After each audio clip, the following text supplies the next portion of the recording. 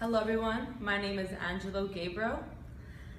Being the first in my family to get accepted to a four-year university was really important, not only to me, but to the family I had waiting for me at home, to the friends, teachers, and staff at my high school, and especially in the city in which I resided, the city of Inglewood, California, a place close to the center of Los Angeles and close to 4 million people in population.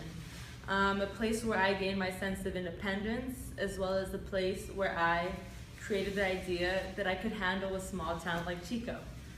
As an incoming freshman and a first generation freshman at that, I thought that I knew everything that there was to know about college. However, I quickly became familiar with some unexpected but common problems that freshmen and even senior students face, whether they're on the campus of CSU Chico or any campus around the world. And actually, I'm pretty sure that you have all heard about it. I'm talking about homesickness. Some symptoms include grief, anxiety, agoraphobia, the fear of crowded spaces, the claustrophobia, the fear of closed small spaces, nostalgia, withdrawals, sadness. Some sadness can lead to depression, and the feeling of being alone, right?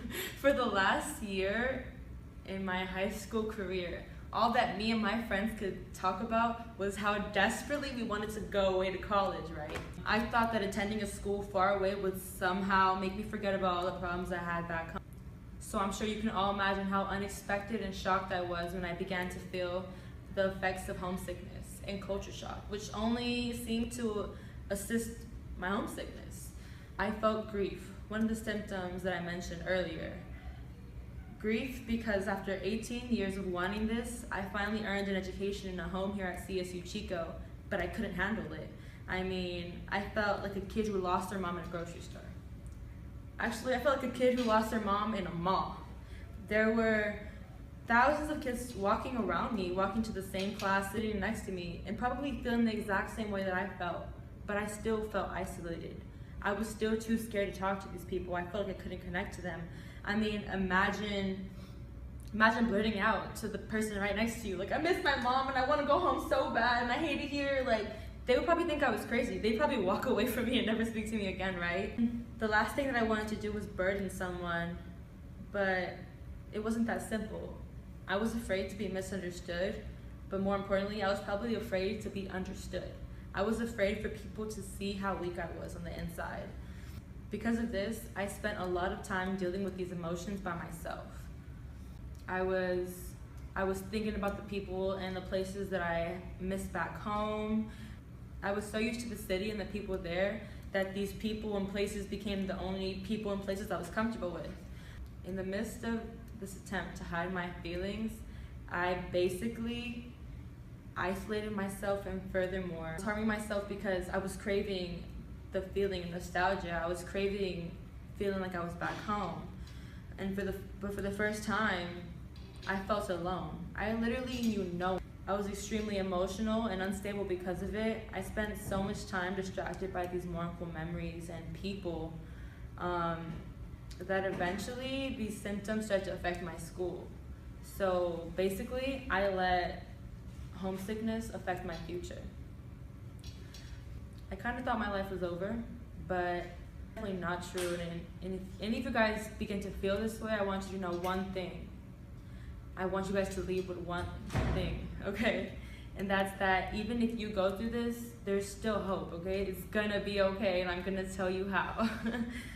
In fact, it wasn't until I opened my own self up, specifically my mouth, and spoke to someone that I was able to get rid of all these feelings, that I was able to stop crying on my way to classes and stop crying before bed or in the middle of random 2000 songs, you know?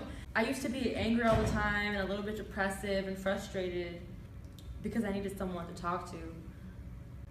The power of human interaction is a beautiful thing. And I encourage you all to open up and interact. You all have an important place here, especially in TRiO, so I encourage you to talk to one another. Before you leave today, I encourage you to introduce yourself to one person. I'm not saying introduce yourself to every person you meet, but just one person.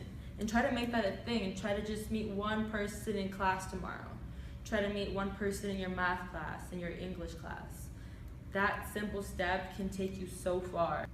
Maybe even ask them something, or go as far as Keo Stark's TED Talks video and tell them something personal about yourself, because the chances are they'll probably share something personal about themselves in return.